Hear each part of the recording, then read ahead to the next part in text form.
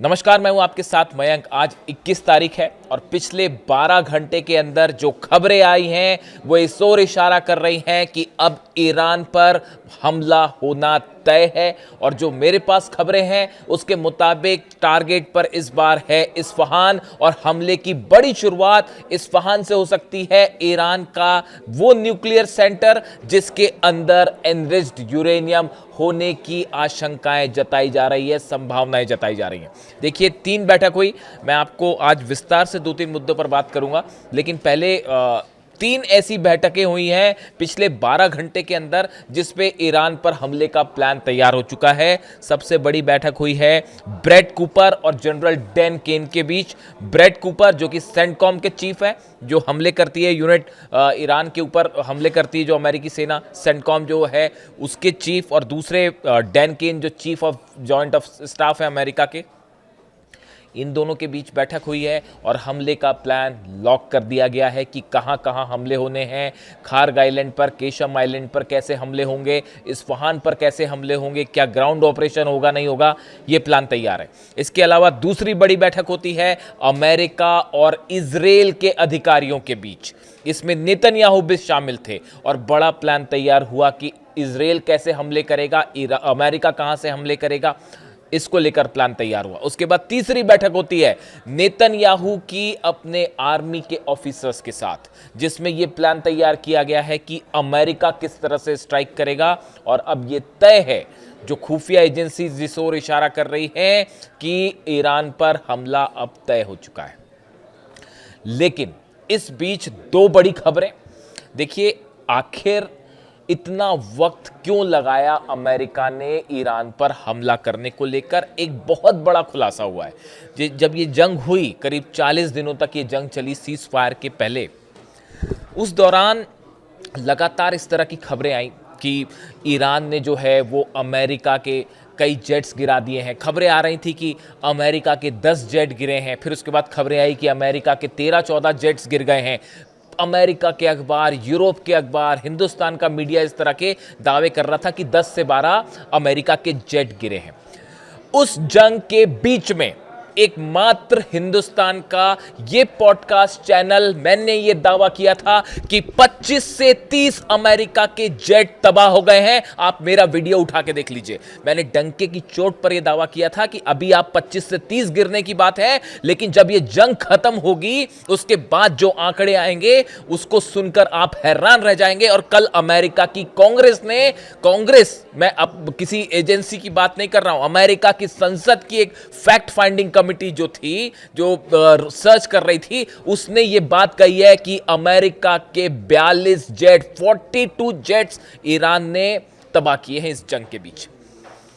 ये दावा अमेरिका की संसद की वो कमेटी जो है वो कर रही है। रिसर्च सर्विस रिपोर्ट जो है उसमें आई है। देखिए खबर क्या है, देखिए, US congressional research service report acknowledged that 42 American aircrafts were destroyed और damaged during the war on Iran. America की संसद की जो कमेटी है, रिसर्च सर्विस रिपोर्ट जो दे रही है, इसमें यह दावा कर रही है कि 42 जेट अमेरिका के जो है वो हिट किए ईरान ने, और एक्चुअल नंबर इससे भी ज्यादा हो सकता है। मैंने आपको कहा था, देखिए बड़ी सारी चीजें ऐसी होती हैं, जब आप जंग में किसी चीज का एनालिसिस करते हैं तो आपको बहुत सारी चीजों का डेटा अपने पास रखना पड़ता है।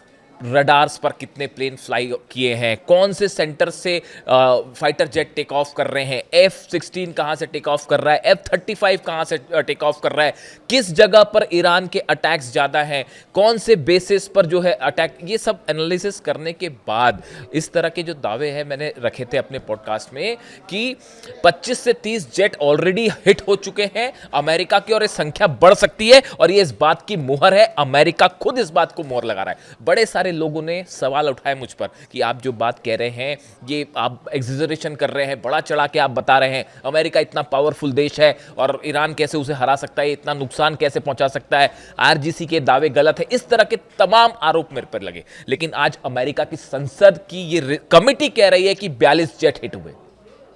खबर एक बार फिर सच साबित हुई।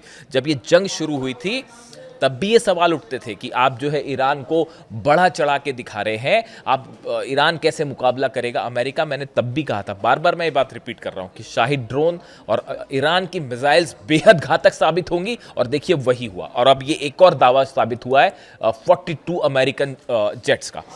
दूसरी बड़ी खबर, ये तो अभी अभी की बात है, ज्यादा पुरानी नहीं है।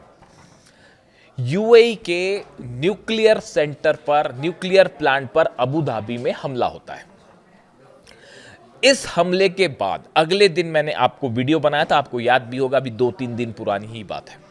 मैंने वीडियो बनाया था, मैंने आपको ये कहा था कि ये हमला किसकी तरफ से हुआ है ये साफ नहीं है, ये फॉल्स फ्लैग ऑपरेशन हो सकता है। जो रडार्स बता रहे थे, जो चाइना से खबरें थी, सोर्सेस से बड़ी सारी चीजें होती हैं जो आपको एनालाइज करनी होती है। जो रशिया और चाइना के सैटेलाइट्स जो बात बता रहे थे, वो ये कह रहे थे कि सऊदी अरब का एयर स्पेस ट्रैवल करके ये ड्रोन्स आए थे जिन्होंने अबू धाबी में न्यूक्लियर प्लांट पर हमला किया। और अब ये बात निकल के सामने आ रही है, इस तरह के दावे ईरान कर रहा है कि ये हमले इजराइल ने करवाए थे।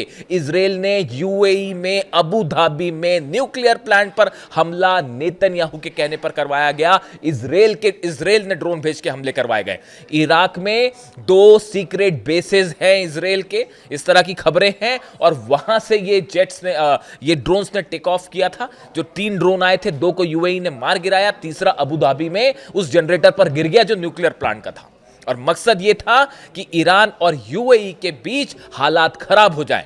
यह कोशिश थी इजराइल की। इस तरह की बात ईरान ने अपने नई रिपोर्ट में कही है, जो कि सैटेलाइट से इमेजेस आई हैं उसके आधार पर। देखिए, मैंने वीडियो बनाया था, आपको मैंने यही सवाल उठाए थे कि आखिर ड्रोन आया। ये बहुत आसान होता है कि कहीं पे भी किसी भी अरब देश पर हमला हुआ, उसके बाद आपने दावे कर दिए।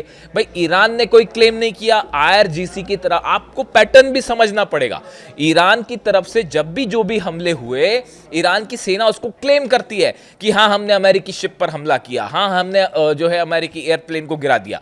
इस तरह के दावे ईरान की सेना अपनी तरफ से करती है।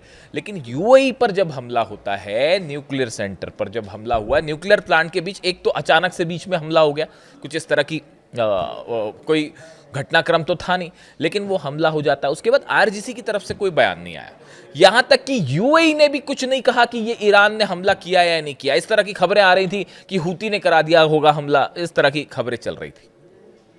लेकिन देखिए, कोई भी चीज़ छुपती नहीं है। सैटेलाइट्स जो है चाइना के भी, रशिया के भी, वो एक एक चप्पे चप्पे पे मिडिल ईस्ट पे है, और हर चीज़ जो निकल के सामने आ जाती है। और अब जो बताया जाता है कि इसको समझने के बाद जो चीज़ें निकल के आई कि ये हमला इजराइल की तरफ से करवाया गया था, ऐसा दावा ईरान कर रहा है। देखिए, इंटरेस्टिंग बात देखिए। और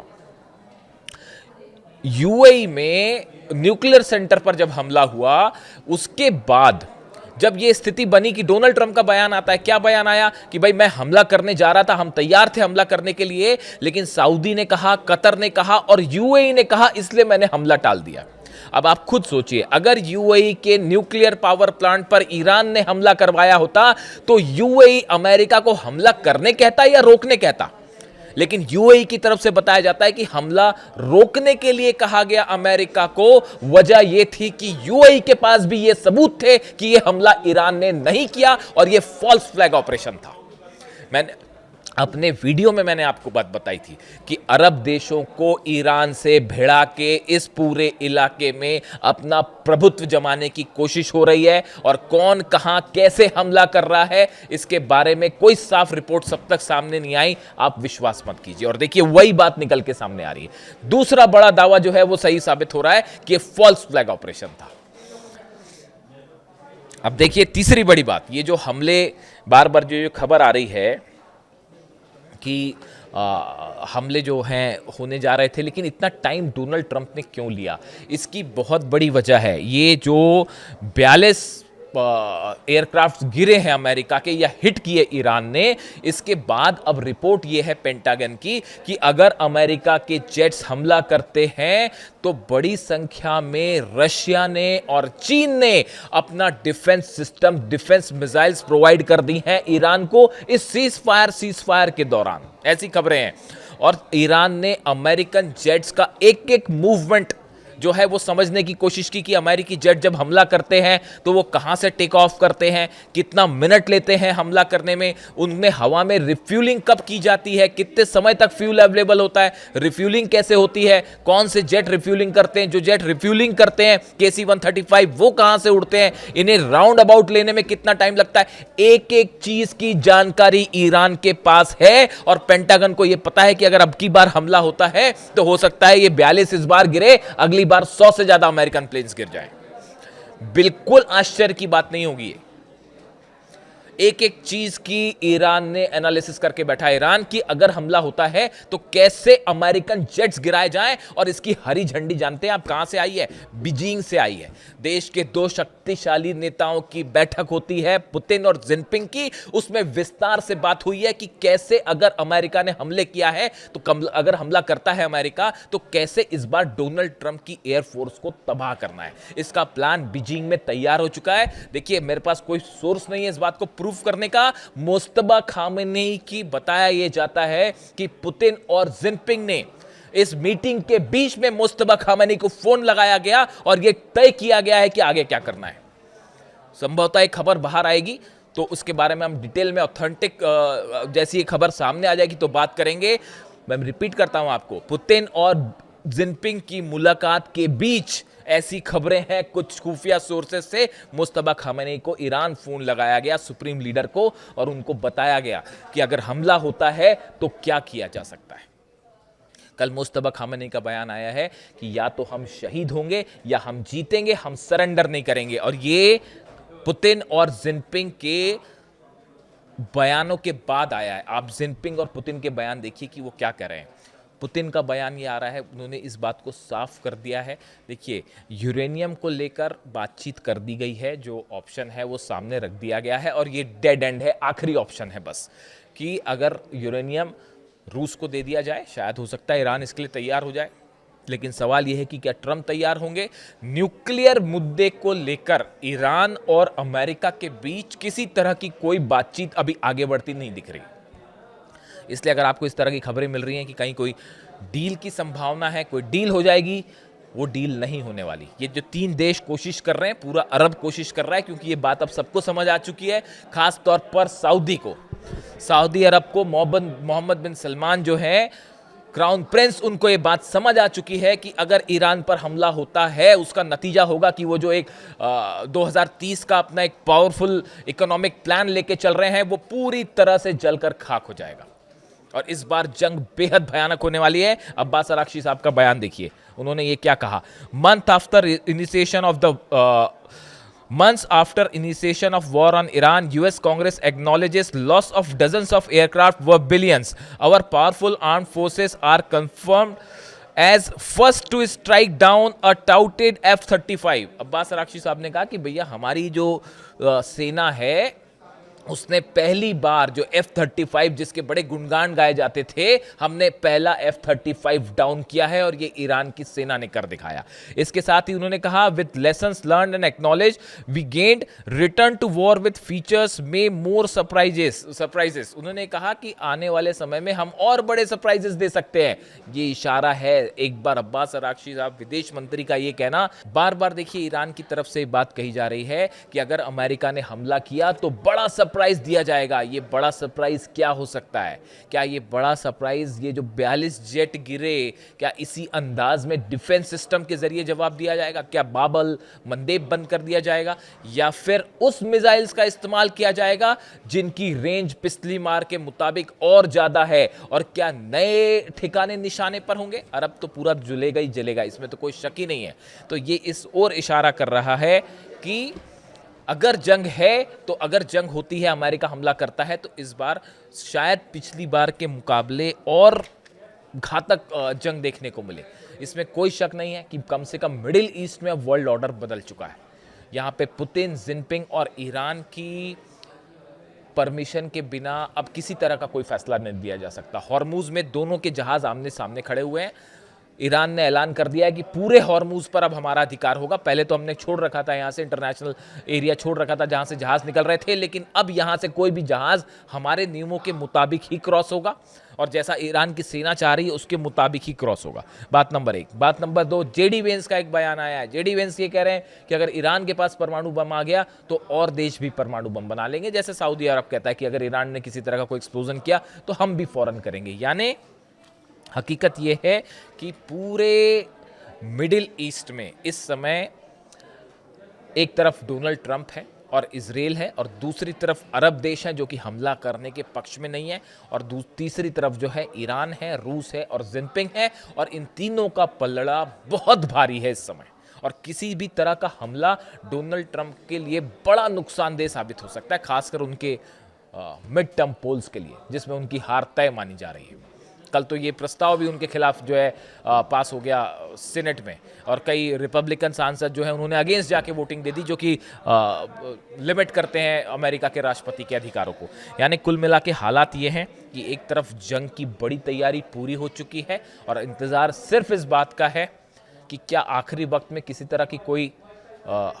तरह का जो अरब देशों की तरफ से कोशिश हो रही है कि कुछ बातचीत शुरू की जाए या किसी डील तक पहुंचा जाए, क्या मामला उस दिशा में जाएगा या जैसा ईरान कह रहा है कि या तो शहीद होंगे या जीतेंगे। जो अपडेट होगा आप तक पहुंचाऊंगा। Thank you so much.